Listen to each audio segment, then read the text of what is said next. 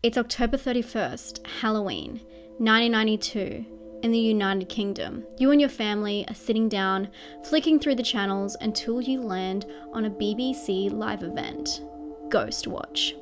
Hosted by Michael Parkinson, the show follows several well-trusted UK TV presenters as they explore an alleged haunting in a house in Greater London. Then it happens. You begin to see things in the background of the live cross. Things that the presenters don't see. You begin to panic. On the screen appears a number for you to call, but when you call, the BBC's switchboard is fried. You can't get through. And then you realise everyone else is calling in about the exact same thing. They saw it too. And suddenly, everything goes wrong. The show takes a turn and now it's pure horror. Then black. Technical failure. Autocue's working. Round and round the garden, like a teddy bear.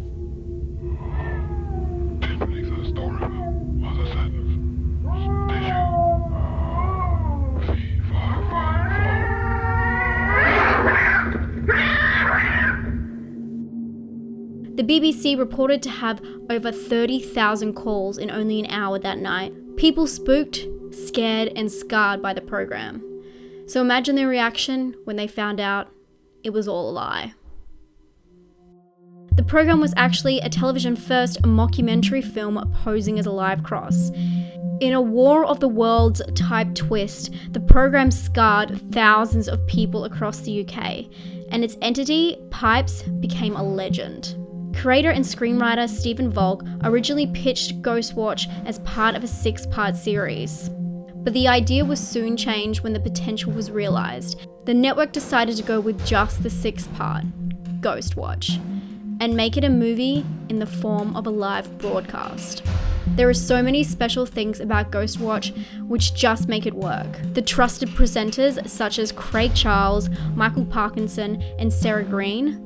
The fact that it was made for television with a call number appearing at the bottom, schedule breaks, and no music to make it appear exactly like a live cross would. They even hired camera and sound operators who were from the BBC to appear in the movie while recording it. And of course, it was filmed on tape. The director and producers assumed that the audience would be hooked for 10 minutes, check the TV guide, and realise it was an act, and go along for the ride. But no one knew. It's been said that even some of the staff at the BBC were watching it inside the building, assuming it was real. And the reason it worked was because Ghost Watch hit audiences when they were least expecting it. It was crafted to create naturalism and where you least expect it, in your home. These were the days before reality TV, before the Blair Witch Project, on a trusted network, the BBC. And the actors on Ghost Watch described the experience as unacting. They had to get the script in their head, but then lose it, and act as themselves not acting. Their aim was to be believed as themselves, and for audiences to be jumping up and down in their lounge rooms yelling at the TV, "It's behind you!" And they were. And the backlash was insane. The show was slammed by the tabloids and the newspapers for fooling the nation, and it was even said that a young man committed suicide because of Ghost Watch. From news.com.au, his mother and father said that he'd been hypnotised and obsessed with the program, and convinced that there were ghosts within their own family home. He left a note that said, "If there are ghosts, I will be with you, always as a ghost." The facts behind the suicide aren't clear, but one thing is certain. Ghost Watch was never broadcasted in the UK again.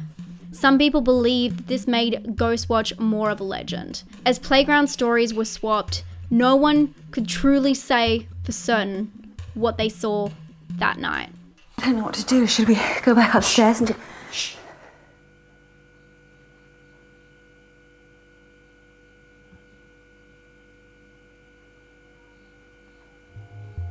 but Ghostwatch has since been released.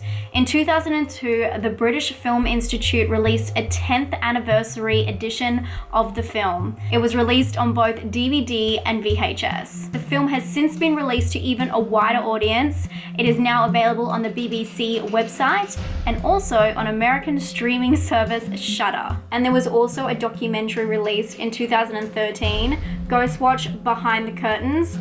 I really wanted to see this after I found out it existed. The only thing is you have to order this online and have it shipped to you. I ordered it from lawmanproductions.co.uk. I think they only do it from the production company that created it.